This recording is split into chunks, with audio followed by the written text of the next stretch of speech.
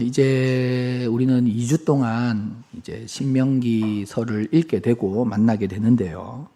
특별히 우리 양산교회 성도들은 이 신명기 말씀을 잘 알아야 합니다.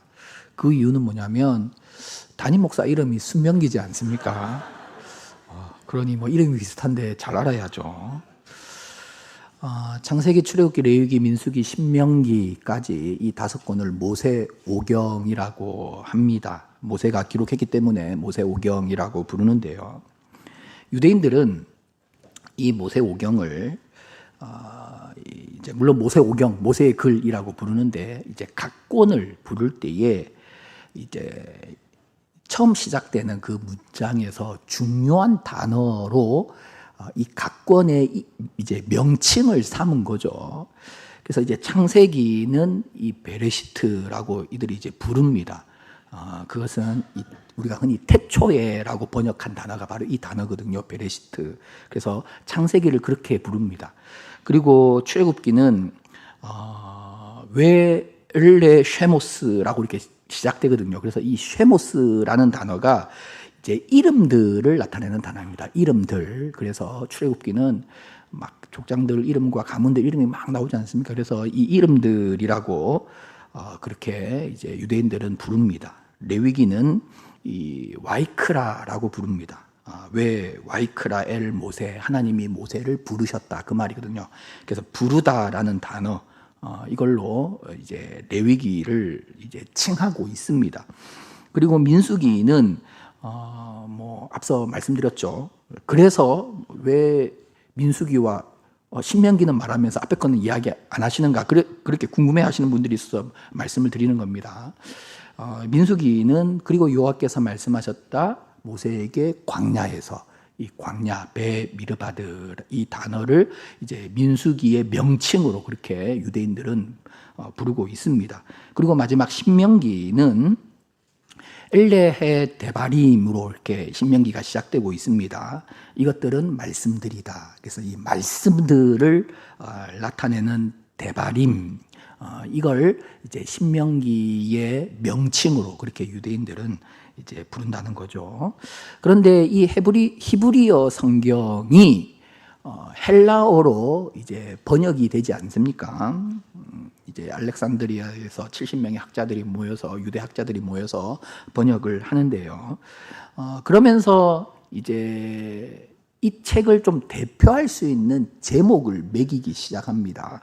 그러면서 이 신명기 말씀 그들이 이제 데바림 말씀들이라고 불리는 이 신명기 말씀을 어떻게 제목을 매길 것인가 이제 그걸 고민하다가 이들이 신명기 17장 18절 속에서 이제 힌트를 얻는 거죠. 신명기 17장 18절 19절을 보시면 그가 왕위에 오르거든 이 율법의 뭐죠? 등사본을 레위 사람 제사장 앞에서 책에 기록하여 평생에 자기 옆에 두고 읽어 그의 하나님 여호와 경외하기를 배우며 이 율법의 모든 말과 이 규례를 지켜 행할 것이라 라고 합니다. 여기에 보면 우리나라 말로 등사본이라고 번역된 말씀 표현이 나옵니다. 이 단어가 히브리어로 미시네라는 단어인데요. 이게 이제 복사본이라는 말이죠. 사본이라는 말이죠. 그러면서 이 미시네는 이 두 번째라는 의미를 가진 단어입니다. 그래서 원본이 아닌 두 번째, 그래서 사본, 복사본의 의미를 가지는데요. 그래서 두 번째라는 의미를 가진 단어가 이 미시네입니다. 자, 그래서 이 두 번째를 뜻하는 헬라어, 두테로스라는 이 헬라어와 율법을 뜻하는 로모스, 그래서 두테로스, 로모스를 이제 합친 거죠. 그래서 두테로노모스. 이게 헬라어에서는 이 신명기의 제목이 되어버린 거예요. 그들이 이렇게 정한 거예요. 두테로노모스. 두 번째 율법. 그래서 이것을 영어에서는 그대로 가져서 디테로노미라고 그렇게 신명기를 부릅니다. 그리고 우리나라 성경에서는 그것을 그대로 가져와서 이제 한자식으로 이제 바꾸었죠. 그래서 신명기 이게 다 한자식이지 않습니까? 그래서 이 신명기는 먼저 이 신자가 우리가 한자에서 우리가 흔히 뭐 매울 신도 아니고 그렇다고 뭐 새로울 신도 아니고 그렇다고 이게 뭐 믿을 신도 아니고 여러분 여기서 한자에서 사용하고 있는 이 신은 되풀이할 신, 거듭할 신 그거거든요. 그래서 되풀이되는 말씀이죠. 명령이죠. 되풀이되는 다시 되풀이되는 명령, 말씀을 기록한 책이다. 그 말입니다. 신명기. 자, 그런 이제 역사적인 흐름 속에서 그렇게 성경이 신명기로 불리게 되었다는 사실. 그래서 제 이름 한자와는 완전히 다릅니다. 하나도 같지 않습니다. 그래서 다시 되풀이되는 명령을 기록했다. 그래서 신명기입니다. 자, 그렇다면 이 신명기는 그 이름에서 알 수 있듯이 40년 전에 출애굽했던 우리가 흔히 말해서 출애굽 1세대죠. 1세대는 40년 동안 이들이 광야에서 방황하면서 다 죽게 되는 거거든요. 그 요서와 갈렙만 빼고 다 죽게 되는 거거든요. 자, 그리고 이제 남겨진 이들은 사실은 출애굽할 때 20세 이하의 아이들이었거나 아니면 광야에서 태어난 아이들이거든요. 이들이 결국 40년 후에 요단강 건너편, 이제 요단강만 건너면 가나안 땅이에요. 요단강 건너편 모압 땅, 특별히 모압 평지에 이들이 모여 있는데요. 이 출애굽 2세대들을 향하여 모세가 이제 모세의 마지막 사명이죠. 이들은 출애굽 1세대들이 출애굽했을 때 그 시내 광야에 있었고 시내산에서 받은 그 하나님의 말씀 율법을 모세가 이제 1년 동안 가르치고 또 그 말씀대로 성막을 만들고 여러 가지 또 제도를 만들었는데요. 그때 이제 모세가 말씀을 가르쳤을 때 이들은 대부분 태어나지도 않았고 그때는 아주 어린 아이였다는 거죠. 그리고 이 출애굽 2세대 40년 후에 이들에게 다시 그 하나님의 말씀을 가르친다는 거죠. 전한다는 거죠. 이거는 이제 어떻게 보면 모세의 이제 마지막 사명이고 모세의 어떻게 보면 유언과 같은 그런 이제 설교가 펼쳐지고 있는 것입니다. 그 내용이 신명기라는 거예요. 그래서 신명기 1장 5절을 확인해 보시면 모세가 요당 저편, 동편을 말합니다. 모압 땅에서 이 율법을 뭐라고요? 설명하기 시작하였더라. 이게 바로 신명기의 내용이에요. 그래서 이 설명한 그 내용이 신명기를 가득 채우고 있습니다.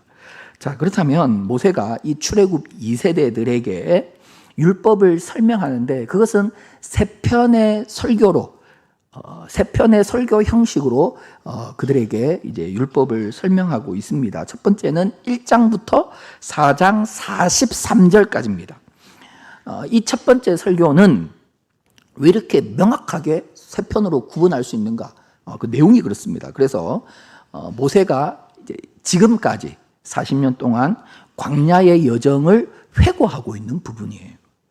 그러면서 지금까지 우리는 왜 40년 동안 광야에서 이렇게 돌고 돌아서 이렇게 40년 동안 광야 생활을 하게 되었는지 그 이유를 밝히고 있고 그러면서 그 가운데서도 함께 하신 하나님, 우리를 인도하신 하나님을 돌아보고 있고 그리고 그 광야 속에서 그 중간중간에 계속해서 우리는 어떻게 하나님을 반역했는지 그걸 돌아보고 있는 거예요. 그런 계속된 우리의 반역 속에서도 하나님은 신실하셔서 우리를 여기까지 인도하셨다. 그걸 이제 첫 번째 설교를 통해서 기록하고 있습니다. 그러면서 1세대들의 잘못을 돌아보며 2세대 너희는 그렇게 하지 말라. 그런 당부의 내용이 이제 첫 번째 설교. 그래서 이 첫 번째 설교는 40년을 회고하고 있기 때문에 그 관점이 철저하게 과거적입니다. 과거적으로 기록된 설교이고요.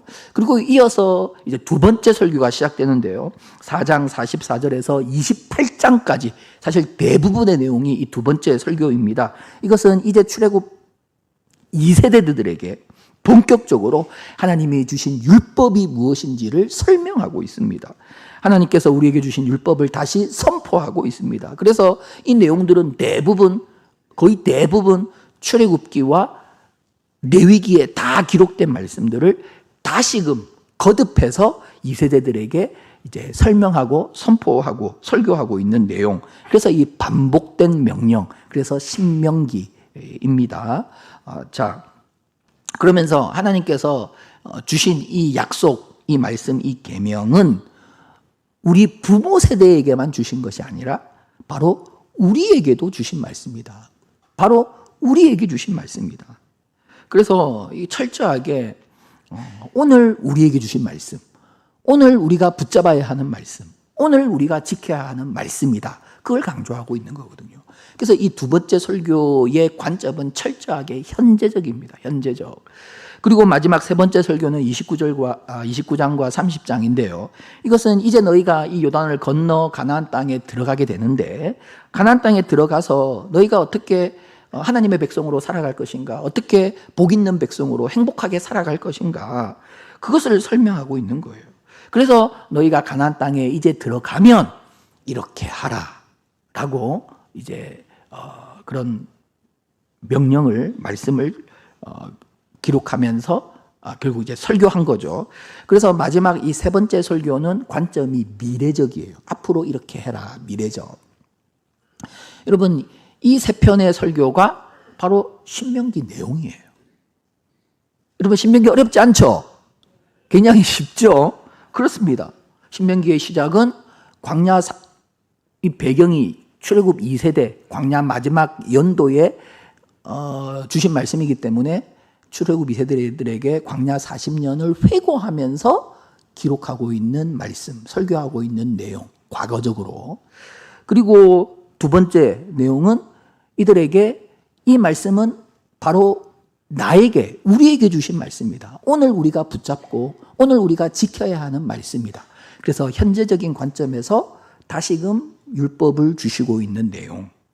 그리고 이어서 이제 가나안 땅에 들어가면 우리가 어떻게 살아가야 하는가, 어떻게 말씀을 순종해야 하는가, 그것을 기록하고 있는 좀 미래적인 관점에서 주신 말씀. 이것이 신명기 내용의 전체라는 것입니다. 자, 결국 모세는, 하나님은 이 신명기를 통해서 그 백성들에게 말씀 중심의 신앙과 삶을 살아갈 것을 말씀하시는 거예요. 하나님의 백성은 철저하게 말씀 중심의 신앙, 말씀 중심의 삶을 살아가야 한다는 거예요. 과거에 말씀에서 떠났기 때문에 그 고통이 찾아왔다는 거죠. 오늘도 주시는 이 말씀을 철저하게 붙잡고 순종하며 살아가야 한다는 거죠. 앞으로도 그 말씀 붙잡고 가나안 땅을 살아갈 때 그것이 진정한 행복이라는 거죠. 진정한 가나안을 누리는 거죠. 여러분, 그래서 모세가 이 유언처럼 그의 마지막 사명으로 그 백성들에게 말씀 중심의 신앙과 삶을 살아가라, 그걸 이야기하고 강조하는 것이 신명기서입니다. 자, 그렇게 우리가 신명기서를 이해할 때 오늘 읽은 본문이 바로 신명기의 핵심입니다. 핵심. 여러분, 신명기는 결국 하나님의 말씀, 하나님의 언약입니다. 여러분, 사실 이스라엘이 하나님의 백성이죠. 이스라엘이 하나님의 백성이지 않습니까? 여러분, 이 사실 자체가 이 백성이 하나님의 언약 아래에 있다는 사실이거든요. 이게 전제되고 있거든요. 자, 보십시오. 하나님과 언약을 통해서 하나님은 이스라엘의 하나님이 되시고 이스라엘은 하나님의 백성이 되는 거예요. 여러분, 그렇기 때문에 이스라엘이 하나님의 백성이라는 것은 이건 하나님과의 언약을 통한 관계를 말하는 거거든요. 이 언약 때문에, 하나님의 말씀 때문에 하나님이 이스라엘의 하나님 되시는 거고 이스라엘은 하나님의 백성이 되는 것이 아닙니까? 그러니 이스라엘의 본질이 하나님의 언약, 하나님의 약속, 하나님의 말씀이라는 거예요. 이들은 하나님의 말씀이 있는 백성, 하나님의 언약이 있는 백성이라는 거예요. 그러니 철저하게 이들의 신앙과 삶은 말씀 중심이 언약 약속 중심이 되어야 한다는 거예요. 자, 그렇다면 신명기에서 중요한 것은 하나님의 말씀입니다. 언약입니다. 이들이 하나님과 언약을 맺었다라고 할 때 그 언약의 대상, 그 언약의 범위가 어디인가? 이걸 우리가 분명히 해야 하는 거거든요. 앞서 모세는 시내산 언약을 회상하면서 이렇게 고백하고 있습니다. 신명기 4장 9절을 보십시오. 오직 누구죠? 너. 이 언약의 대상은 누굽니까? 나예요, 난데요. 자, 스스로 삼가며 내 마음을 힘써 지키라. 그리하여 내가 눈으로 본 그 일을 잊어버리지 말라. 내가 생존하는 날 동안에 그 일들이 내 마음에서 떠나지 않도록 조심하라. 너는 이 일들을 누구요? 너의 아들들과 그리고 너의 손자들에게 알게 하라. 하나님께서 언약을 주시고 언약을 맺으실 때 그 언약의 당사자인 나에게만 언약을 맺으시는 것이 아니라 이 언약을 맺으실 때 이 언약의 대상과 범위가 어디라고요? 당사자인 나와 나의 자녀와 나의 자녀의 자녀인 손자까지 범위를 또 대상을 말씀하셨다는 거예요. 그래서 오늘 본문 2절도 보십시오. 곧 너와 그리고 뭐요? 너의 아들 자녀죠. 자녀와 그리고 너의 자녀의 자녀인 손자들이 평생에 내 하나님 여호와를 경외하며 내가 너희에게 명한 이 모든 규례와 명령을 지키게 하기 위한 것이며 너와 내 자녀와 내 손자가 이 말씀을 지키기 위한 것이며 그래서 너희의 날들이 장구하기를 원한다라고 말씀하시는 거예요. 그렇습니다. 여러분, 하나님께서 우리와 언약을 맺으시는 이유, 그것은 언약의 당사자인 나만이 아니라 나의 자녀 그리고 나의 손자들까지 위함입니다. 여러분, 이 사실을 우리가 반드시 기억해야 하는 거예요. 그러고 보면 성경에서 우리가 성경을 보면 이 언약이 체결되는 장면들을 보면 결코 당사자만이 대상과 범위로 한정되지 않아요. 아비멜렉이 아브라함과 언약을 체결하는 장면을 한번 가보시면 창세기 21장 22절 이하인데요. 그때의 아비멜렉이 그 군대 장관 비골이 아브라함에게 말하여 이르되 내가 무슨 일을 하든지 하나님이 너와 함께 계시도다. 그런즉 너는 나와 지금 언약을 맺고 있는 거예요. 그러면 이 언약의 범위가 어디까지입니까? 나와 내 아들과 내 손자에게 거짓되이 행하지 아니하기를 이제 여기서 하나님을 가리켜 내게 맹세하라. 지금 언약을 체결하는데 그 범위가 어디죠? 당사자인 나와 자녀와 손주인 거예요. 여러분, 사사시대의 기드온이 사사로 이스라엘을 구원했습니다. 그때 이스라엘 백성들이 기드온에게 달려와서 기드온과 언약을 체결합니다. 그 장면 사사기 8장 22절을 보시면 그때 이스라엘 사람들이 기드온에게 이르되 당신이 우리를 미디안의 손에서 구원하셨으니 보십시오. 당신과 누구죠? 당신의 아들과 당신의 손자가 우리를 다스리소서. 이 언약을 체결할 때 그 대상, 그 범위가 이 3대를 가리키고 있다는 거예요. 여러분, 우리의 신앙은 하나님과 나와의 관계를 말하는 거죠. 그러나 더 정확하게는 우리의 신앙은 나와 내 자녀와 내 손주를 포함한 우리의 가정과 하나님의 관계를 말하는 거예요. 여러분, 이걸 깨달으셔야 돼요. 이건 뭐냐? 우리의 신앙은 대를 이어서 계승되고 전수되어야 한다는 거예요. 나로부터 시작되는 우리의 가정, 그 가정 속에서 나는 내 자녀와 내 손주들에게 나는 신앙의 계승자가 되어야 되고 하나님의 언약과 말씀의 전달자가 되어야 하는 거예요. 여러분, 하나님께서 아브라함의 조카 롯이죠. 롯이 거주하고 있던 그 소돔성을 이제 심판하시고 멸망하시기로 결정하셨습니다. 그때 하나님은 천사를 보내셔서 롯에게 말씀하십니다. 성중에 내게 속한 자들을 다 성 밖으로 이끌어내라. 롯에게 속한 자들을 다 이끌어내라. 그게 뭘 말합니까? 롯의 가족들을 말하는 거예요. 그와 그의 자녀 딸들이죠. 아직 결혼을 하지 않아서 손주는 없었어요. 그러니까 그의 사위가 되는 거예요. 롯은 그 집안의 가장이면서 동시에 그 집안에서 하나님의 뜻을 전달하고 알려주는 약속, 말씀, 계시의 전달자가 되는 거예요. 여러분, 하나님께서 나를 언약 백성 삼아 주셨고 나를 하나님의 자녀 삼아 주셨습니까? 그렇다면 나만이 아니라 나의 자녀들과 나의 손주들까지 우리 하나님은 바라보신다는 거예요. 여러분, 이것은 하나님의 은혜죠. 이건 하나님이 나에게 베풀어 주신 복이죠. 나만 바라보시는 것이 아니라 나의 자녀까지 하나님께서 바라보신다니까요. 나의 손주들까지 하나님께서 바라보신다니까요. 그러니 은혜죠. 그러니 복이죠.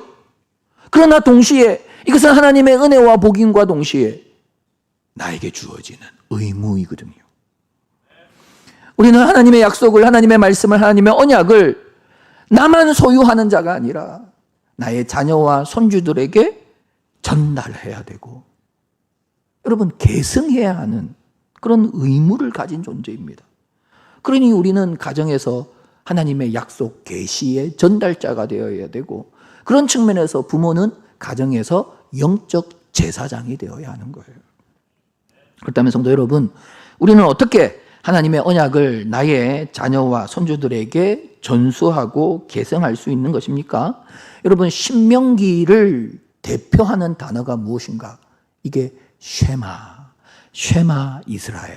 여러분 많이 들어보셨죠? 이스라엘아 들으라, 들으라, 쉐마.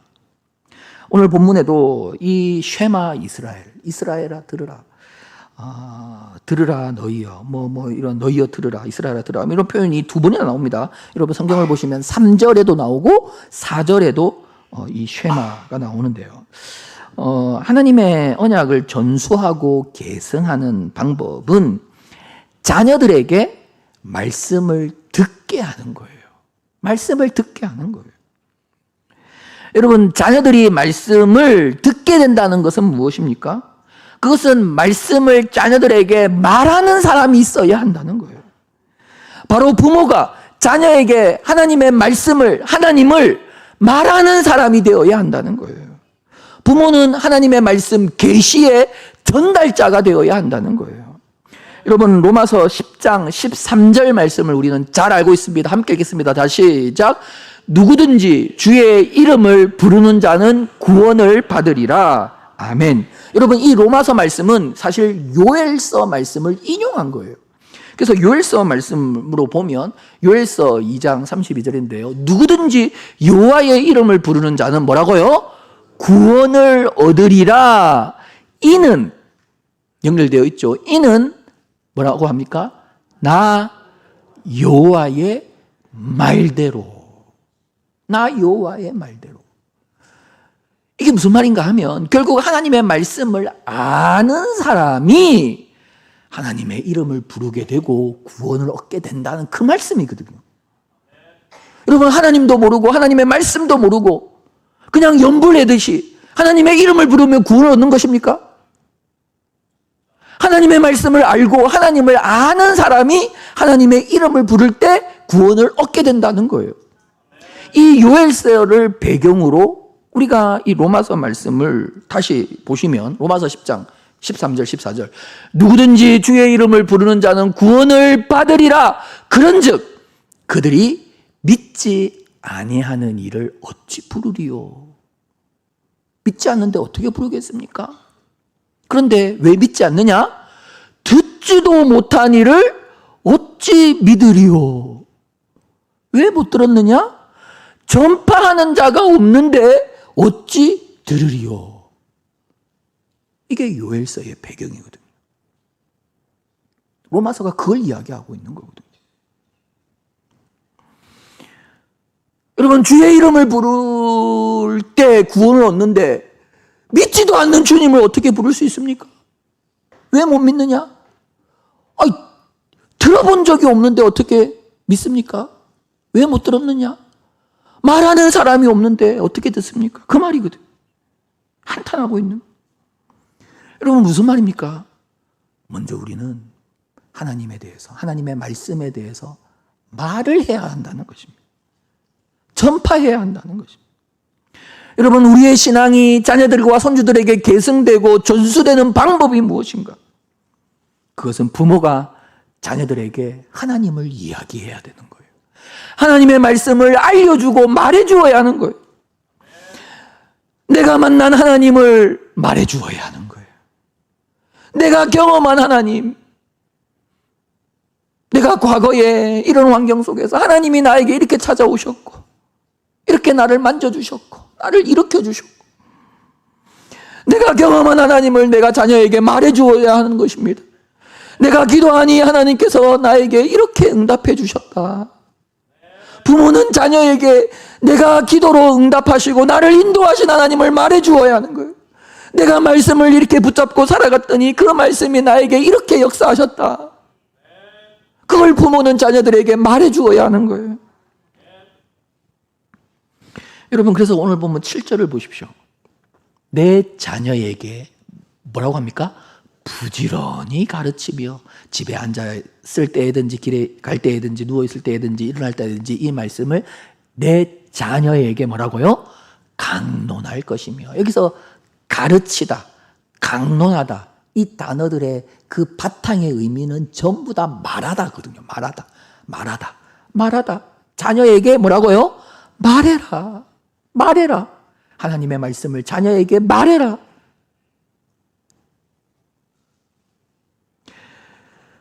여러분, 갓난아이가 태어났을 때를 한번 생각해 보십시오. 이 아이가 말을 잘하기까지 부모가 얼마나 말을 많이 해줍니까? 엄마 해봐. 엄마, 나 엄마야. 엄마. 아빠는 또 아빠만 말하죠. 아빠 해봐. 아빠. 그렇게 수없이 엄마라는 단어 듣고 아빠를 단어를 들으니 엄마, 아빠라고 말하는 것이 아닙니까?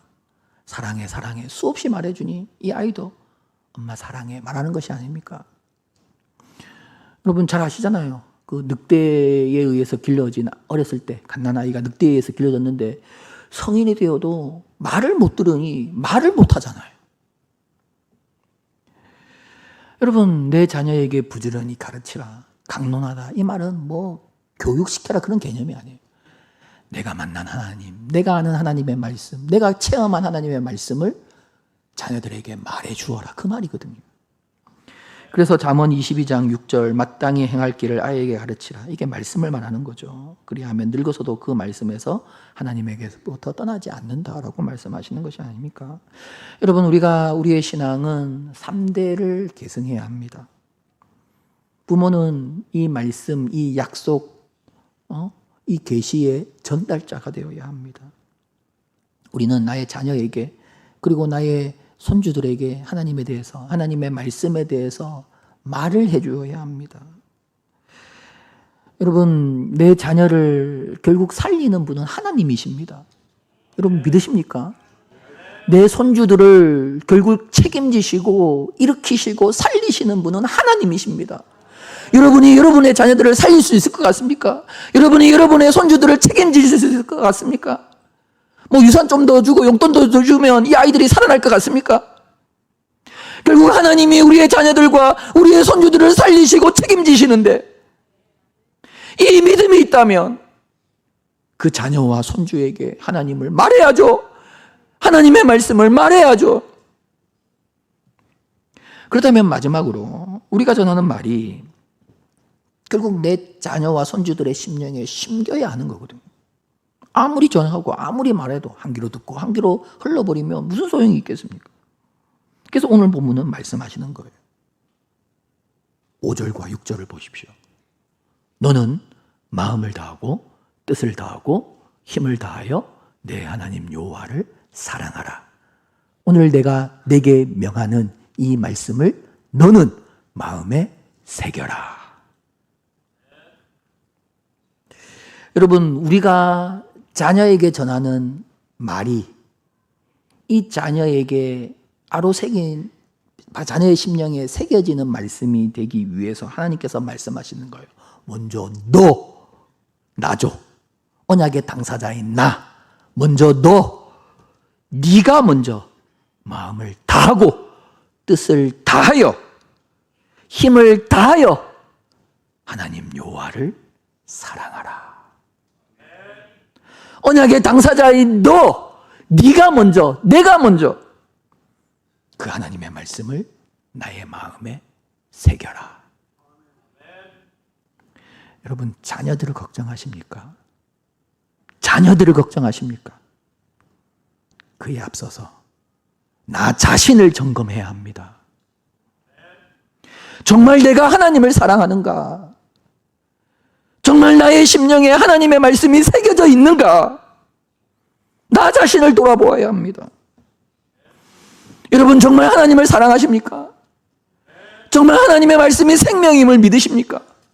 그 말씀이 나의 심령에 새겨져 있습니까? 혹 내가 하나님을 정말 사랑하지 않고 하나님보다 다른 것을 더 사랑하고 다른 것이 내 마음을 채워져 있기에 한 주 동안 자녀들과 함께 하면서도 단 한 번도 하나님에 대해서 말하지 않고 하나님의 말씀을 말하지 않는 것이 아닙니까? 내가 하나님을 사랑하지 않으니, 내 마음에 하나님의 말씀이 새겨져 있지 않으니, 자녀와 하루 종일 함께 하면서도 단 한 번도 하나님에 대해서 이야기하지 않고 하나님의 말씀을 말하지 않는 그런 우리 자신이 아닙니까? 하나님은 말씀하십니다. 먼저 네가 마음을 다하고 뜻을 다하고 힘을 다하여 내 하나님 여호와를 사랑하라. 네가 먼저 너의 마음에 하나님의 말씀을 새겨라. 그리고 나서 그 다음에 내 자녀에게 말하라. 그걸 말씀하시는 거거든요. 여러분 8절도 보십시오. 언약의 당사자를 말합니다. 너는 또 그것을 내 손목에 매어 기호를 삼으며 내 미간에 붙여 표를 삼고 또 내 집 문설주와 바깥문에 기록할지니라. 내 자녀의 손목에, 여러분 이걸 매라는 것이 아니에요. 내 자녀의 이마에 붙이라는 것이 아니에요. 너, 나를 말하는 거예요. 내 손목에 하나님의 말씀을 메어야 합니다. 내 이마에 하나님의 말씀을 붙여야 합니다. 말씀이 내 손목에 매어 기호가 된다는 것은 무엇입니까? 우리가 손으로 하는 일을 말하죠. 우리의 삶을 말하죠. 우리가 하는 모든 일들을 말하죠. 우리의 일들 속에서 하나님의 말씀이 적용되고 드러나야 한다는 것입니다. 우리의 미간에 하나님의 말씀을 붙이라. 이게 무슨 말입니까? 여러분, 우리의 머릿속에서 우리의 모든 생각이 나오지 않습니까? 우리의 머릿속에서 나오는 모든 생각이 하나님의 말씀이 기준이 된 생각, 그런 아이디어가 되어야 한다는 것입니다. 집 안에서도 집 밖에서도 그래야 한다는 것입니다. 결국 우리의 삶이 하나님의 말씀이 드러나는 삶이 되어야 하는 것입니다. 직장에서도, 가정에서도, 학교에서도, 사회 속에서도. 사랑하는 여러분, 내가 하나님을 사랑하고 내가 말씀을 새기며 살아가야 합니다. 좋은 일, 기쁜 일, 행복한 일이 찾아왔다면 그 기쁜 일 속에서 하나님의 이름을 부르며 하나님께 감사할 수 있어야 하죠. 반대로 힘들고 고달프고 어려운 일이 찾아왔다면 그 모든 상황도 여전히 함께 하시고 사망의 음침한 골짜기에서도 함께 하시고 또 이 모든 일들 속에서도 합력하여 선을 이루실 그 하나님을 믿기에 여전히 감사하고 찬양해야 하죠. 그런 나의 삶, 그런 나의 모습을 통해서 말해야 한다는 것입니다. 신앙을 전수해야 한다는 것입니다. 여러분, 신명기 33장 46절 47절을 보십시오. 그들에게 이르되 내가 오늘 너희에게 증언한 모든 말을 먼저는 뭡니까? 너희의 마음에 두어야 한다. 이게 우선이라는 거예요. 이게 먼저라는 거예요. 그리고 두 번째는 뭡니까? 그 다음에 너희의 마음에 둔 그 말씀을 너희의 자녀들에게 말을 해야 한다. 그 말이거든요. 그럴 때 이것이 너희와 너희 자녀에게 결코 헛된 일이 되지 않는다. 이것이 너희와 너희 자녀에게 생명이다. 말씀하시는 거예요. 여러분, 내가 하나님을 진심으로 사랑하고 또 하나님의 말씀을 내 심령에 새기며 그렇게 자녀들에게 하나님과 하나님의 말씀을 말할 수 있어야 합니다.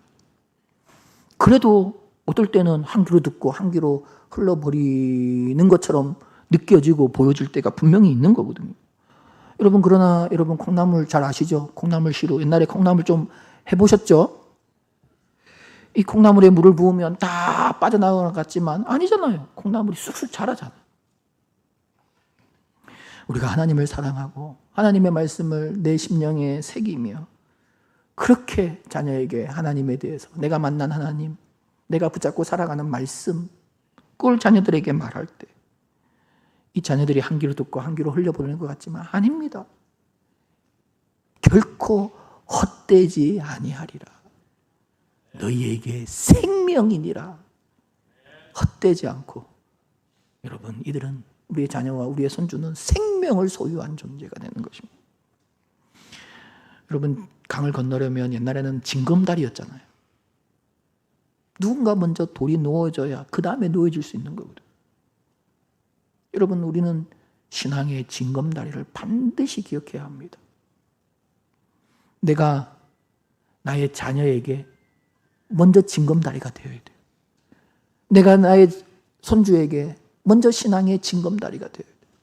정말 하나님을 사랑하고 하나님의 말씀을 마음에 새김으로 인하여 나로부터 시작되는 신앙의 징검다리, 이 신앙의 3대가 여러분 계승되고 전수되는 그런 아름다운 신앙의 유산을 남길 수 있는 저와 여러분이 될 수 있기를 축복합니다. 함께